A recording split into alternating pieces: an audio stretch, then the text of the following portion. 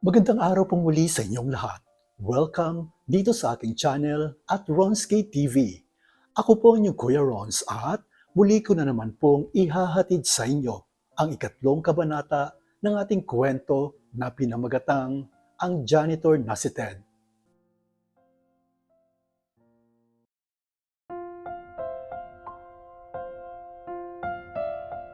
Paalala, ang kwentong ito ay naglalaman po ng istorya na di angkop sa mga taong hindi bukas ang isipan at lalong-lalo na sa mga taong feeling conservative. Ang channel na ito ay for adults mindset only.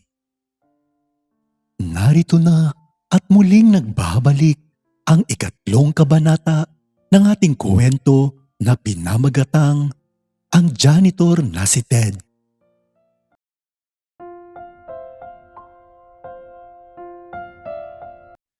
Dahil sa kabutihang ginawa ni Ted kay Gerald, kaya nag-offer ito sa kanya na kumain nga sila sa loob ng mall at sinabi nitong, "Kuya, maraming salamat ha. Bale, pwede ka bang sumama sa loob? Kakain lang naman tayo bilang pasasalamat ko na rin sa pagtulong mo sa akin." Hindi na nga tumanggi si Ted kahit nahihiya nga ito. Kaya ilang sandali pa at pumasok na nga sila at pumunta sa isang mamahaling restaurant. Hanggang sa makarating na nga sila dito, subalit nahihiya namang pumasok si Ted sa mga oras na yon dahil hindi nga ito sanay kumain sa isang mamahaling restaurant. Kaya sinabi nito kay Gerald, Sir, wag na lang po kasi nahihiya akong pumasok sa loob. Mukhang lahat yata ng kumakain puro mayayaman. Kaya okay lang po."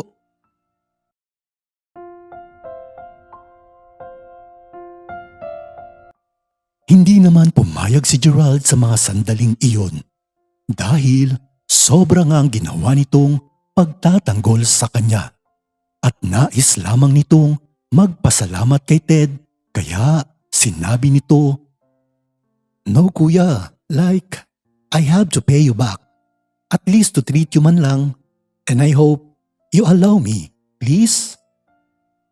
Kaya naman ilang sandali pa at nakumbinsi nga itong si Ted at pumasok na nga sila sa loob at doon ay napansin naman ni Ted na kakaiba nga ang pagtrato sa kanila lalo na kay Gerald. Dahil sobra ang pag-aasikaso sa kanya kaya wala namang nagawa si Ted at sumunod na lamang ito kay Gerald.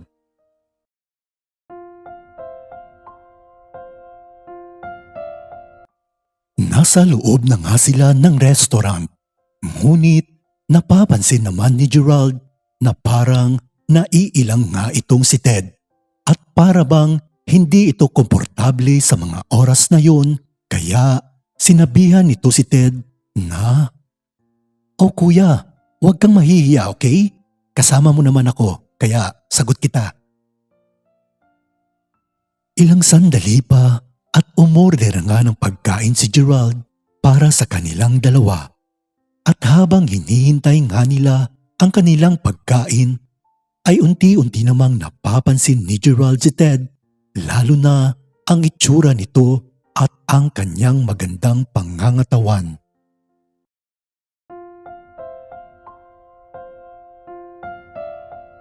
Nagkaroon na nga sila ng oras upang magkausap. Kaya naman, tinanong ni Gerald si Ted kung ilang taon na nga ito at kung saan nga siya nakatira. At sinabi ni Ted sa kanya, 40 years old lang po ako sir. Mukha lang bata pero ang totoo, matanda na po ako. At dito lang din naman sa malapit ang bahay ko. Bali, nangungupahan lang po ako ng isang maliit na kwarto." Nagulat naman si Gerald sa kanyang narinig.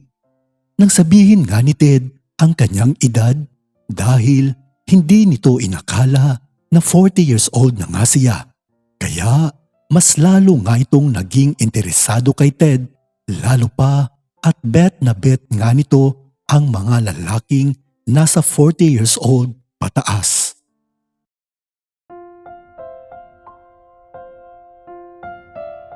Sasabihin na sana ni Ted ang tungkol sa kanyang trabaho.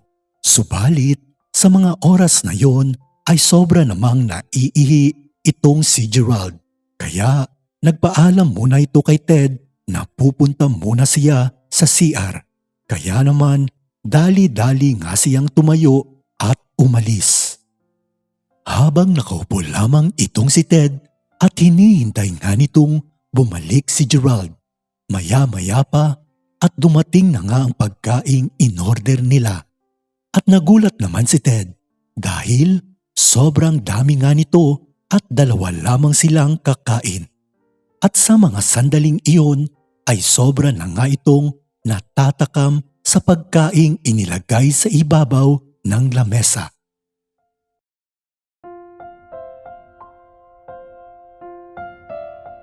Ilang sandali pa at bumalik na nga itong si Gerald at umupo.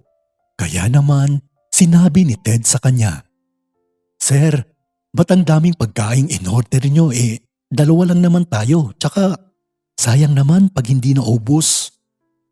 Natawa na lamang ni Gerald kay Ted at sinabi nitong, "Ano ka ba kuya? Huwag kang mag-alala. Sagot ko lahat yan, kumain ka na lang." Halos naparami nga ang kinain ni Ted dahil sobrang sarap lahat ng pagkaing in-order ni Gerald. Habang si Gerald naman ay di maiwasang titigan itong si Ted at mas lalo nga siyang humanga at naaakit sa kanya. Hindi naman nakilala ni Ted si Gerald sa mga oras na yun na siya nga ang lalaking estudyante na nakita at nakasalubong nito sa eskwelahan. At lalo namang hindi alam ni Gerald na si Ted pala ang lalaking janitor na nakita nito sa may basketball court at kanyang hinanap. At pareho nga silang dalawa na hindi nakilala ang isa't isa.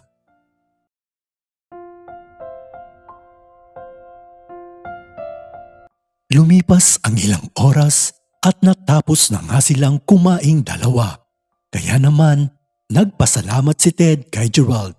Lalo pa at first time nga nitong nakapasok at nakakain sa isang mamahaling restaurant. At sinabi nitong, Sir, maraming salamat po Ang sasarap po pala ng pagkain dito. Dahil sa sobrang sarap nga naparami tuloy ang kinain ko. At lalo pa, first time ko pong nakapasok dito sa isang mamahaling restaurant." Natuwa naman si Gerald kay Ted dahil nagustuhan nga nito ang pagkain niya. Kaya naman pagkatapos ay tumayo na nga sila at dahil medyo natitipuhan na nga ni Gerald itong si Ted, kaya nakaisip ito na isama siyang muli at sinabi nga nitong, "Kuya, nakakatuwa ka naman. Kaya I still have my surprise for you, okay? Can you follow me? Let's go."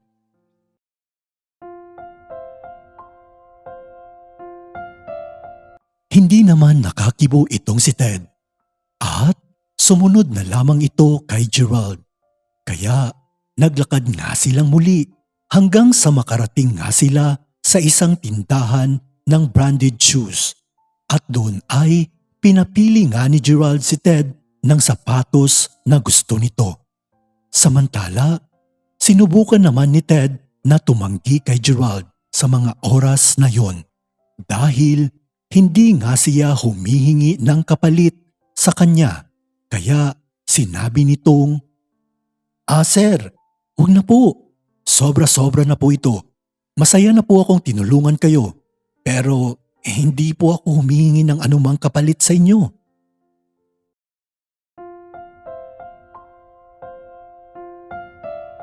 Subalit, napansin nga ni Gerald ang pagiging likas na mabait at simpleng tao nitong si Ted.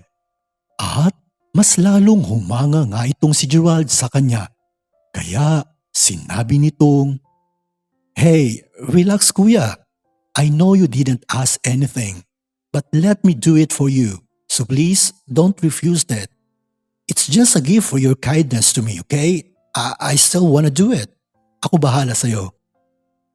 Sinabi nga ni Gerald na baliwala ang kanyang gagastusing pera dahil isinalba nga ni Ted ang buhay niya. Kaya nararapat lamang nasuklian niya nga ito. At nakiusap nga si Gerald kay Ted na tanggapin nga ang kanyang regalo bilang pasasalamat nito sa ginawa sa kanya.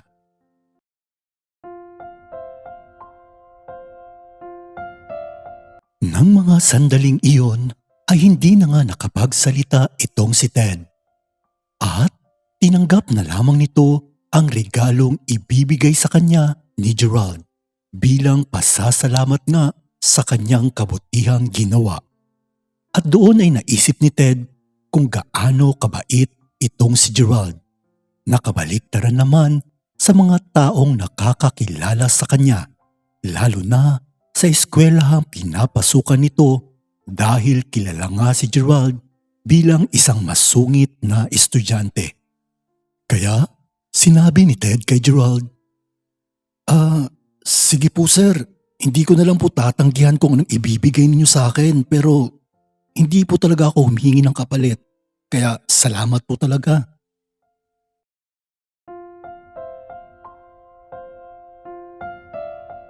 Ilang sandali pa, habang abala sa pagpili ng sapatos si Ted, ay bigla namang nakatanggap ng tawag si Gerald dahil nahuli na nga ang mga lalaking nang bugbog sa kanya. Subalit, ng mga oras na yon ay nakikita nga nito na nag-e-enjoy pa rin si Ted sa pamimili ng kanyang sapatos. Kaya naman, hindi na lamang ito inabala ni Gerald at nag-iwan na lamang ito ng malaking pera sa cashier upang ibigay nga nila ito kay Ted.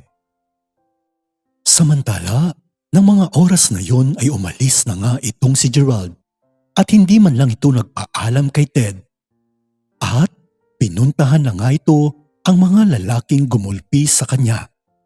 Habang si Ted naman ay nagulat nga sa biglang pagkawala nito at sinabi na lamang sa kanya na umalis na nga si Gerald at nag-iwan na lamang ito ng pera para sa kanya.